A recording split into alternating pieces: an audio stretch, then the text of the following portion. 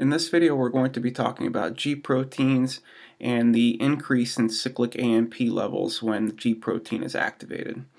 So let's go ahead and get started by orienting ourselves with where everything is in this picture. So here is the extracellular side.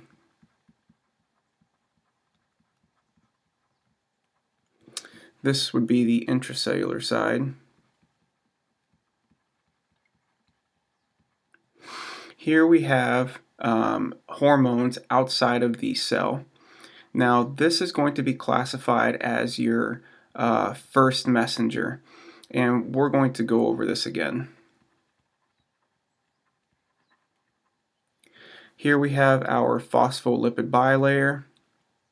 Here we have our G protein receptor.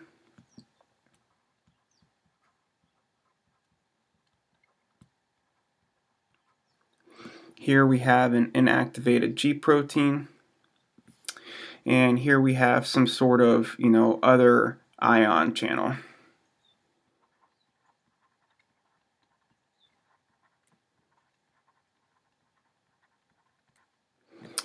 Inside the cell, or in the cytoplasm, we have an enzyme called PDE, or phosphodiesterase, and we're going to talk about what he does here in a minute. So, in regards to the hormones, this reaction that we're going to go over can be blanketed over peptide hormones, catecholamines, and eicosanoids. So let's see what happens when one of these hormones meets a G protein receptor. So, like I said, this hormone, this stage where we're at, where it's floating outside of the cell, it's going to be classified as your first messenger. This hormone is going to find the G protein receptor. Now, once it bumps into it, it's going to activate the inactivated G protein on the intracellular side.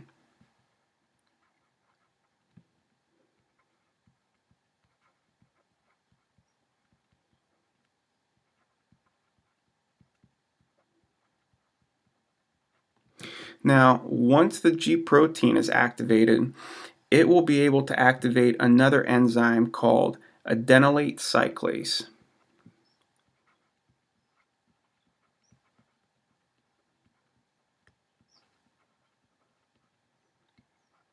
Now, Adenylate cyclase is important because this enzyme is able to convert ATP to cyclic AMP.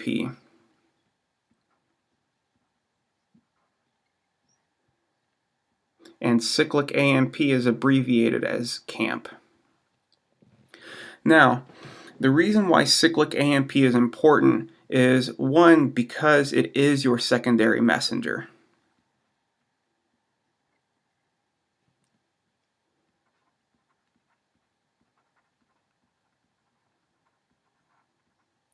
And two, because the cyclic AMP will then activate a kinase. So, cyclic AMP activates kinase.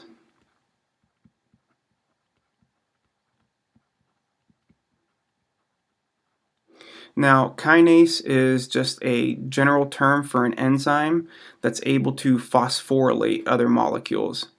Now, phosphorylation is the act of attaching a high energy phosphate group to another molecule.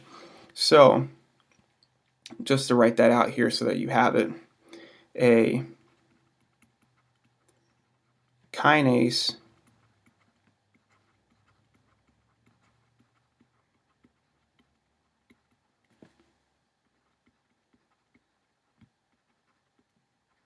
and MC is molecule, and a phosphate group, in case you're not familiar with it at this point, is a PO4, and it has a -3 charge.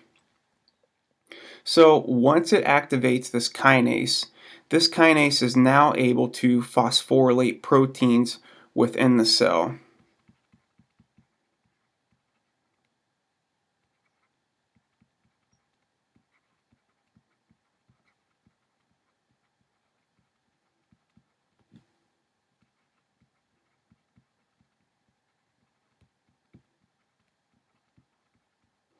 Now this is important because the enzymes that were floating within the cell get activated by the kinase.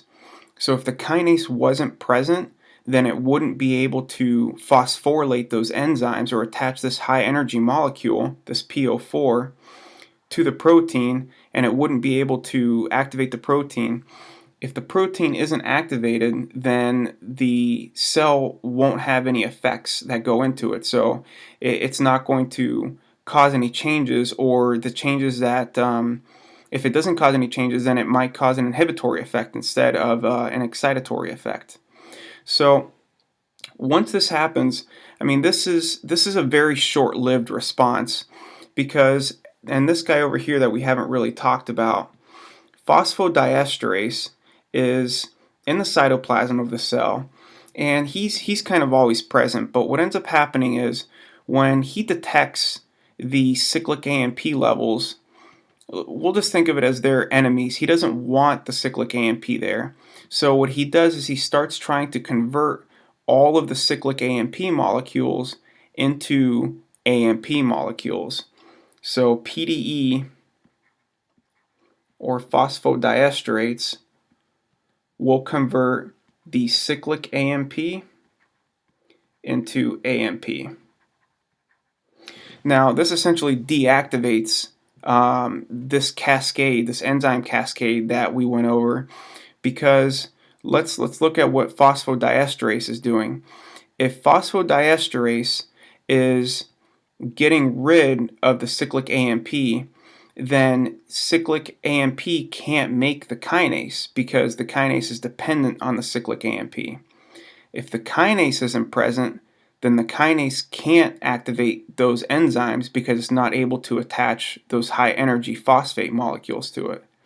So essentially, it's the reverse of this. It stops it from happening. Now, in some cases, the G protein, instead of activating adenylate cyclase, it will activate or increase the levels of phosphodiesterase, which will cause an inhibitory effect in the cell instead of an excitatory effect like this one that we're talking about now. Now, this example that we just went over with this enzyme cascade, with the G protein being activated, leading to the kinase eventually. One thing that I want to make very clear is the first and secondary and intermediate messenger.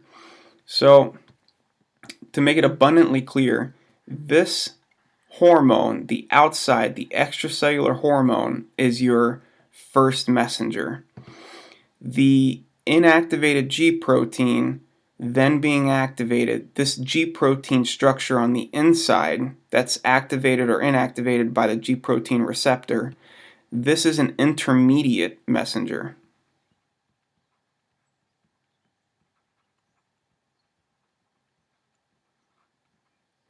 The actual secondary messenger is cyclic AMP, because cyclic AMP is what in turn activates the kinase, which is what you need to get to.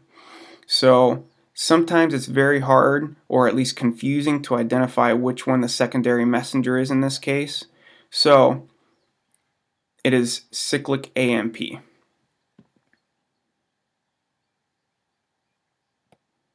I wanted to cover some specific examples of where these enzyme cascades can occur. So if we're talking about this enzyme cascade here, so where the activated G protein activates adenylate cyclase, in that case, some of the common examples, or where you would see an excitatory effect,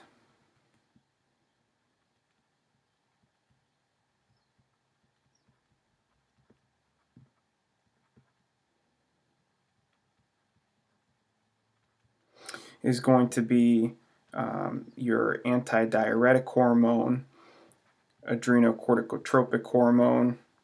You can see it with epinephrine. You can see it with follicle stimulating hormone, luteinizing hormone, thyroid stimulating hormone, glucagon, calcitonin, and parathyroid hormone. In this case, like I stated, the activated G protein will lead to adenylate cyclase, and it will cause phosphorylation of proteins within the cell by the kinase. So it will have an excitatory effect. On the other hand, as I had previously stated, the activated G protein can also either increase the predominance of the phosphodiesterase, in which case it would have an inhibitory effect.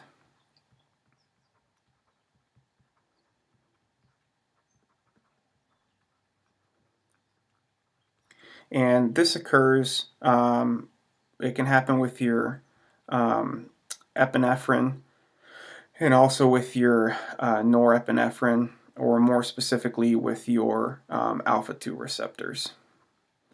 I didn't state it before, but just to state it now, the excitatory effect can occur with your beta receptors.